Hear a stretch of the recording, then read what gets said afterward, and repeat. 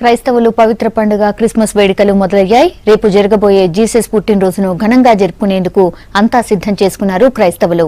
చర్చిలు, ప్రార్థనా మందిరాలను విద్యుత్ దీపాలతో అలంకరించారు. క్రిస్మస్ వేడుకల షాపింగ్ తో మాల్స్ కిటకిటలాడుతున్నాయి.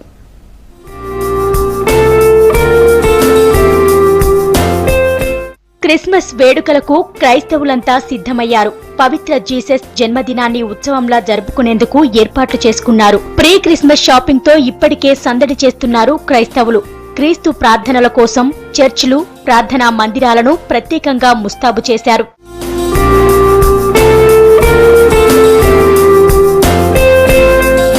ప్రతి ఏటా డిసెంబర్ 25న క్రిస్మస్ పర్వదినాన్ని వేడుకగా చేసుకుంటారు క్రైస్తవులు. క్రిస్మస్ కు వారం రోజుల ముందే ప్రీ క్రిస్మస్ సందడి మొదలైంది. అన్ని వర్గాల ప్రజలు క్రిస్మస్ సంబరాల్లో మునిగిపోయారు. జీసస్ అందరికీ దేవుడని చెప్పే సందేశాలతో వీధుల్లో తిరుగుతూ ప్రార్థనలు చేస్తున్నారు.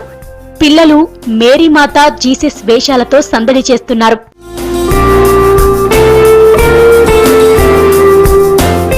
పిల్లలకు క్రిస్మస్ గిఫ్ట్ల కోసం షాపింగ్లతో బిజీ అయ్యారు క్రైస్తవులు. మార్కెట్లో స్టార్స్ తో పాటు క్రిస్మస్ ట్రీస్ సందడి చేస్తున్నాయి. చిన్న పిల్లలకు గిఫ్టులు ఇచ్చేందుకు షాపుల్లో బెలూన్స్, కాప్స్ బొమ్మలను ఏర్పాటు చేశారు. యేసు ప్రభువు, క్రిస్మస్ తాత, క్రిస్మస్ ట్రీస్ షాపింగ్ తో సందడి చేస్తున్నారు.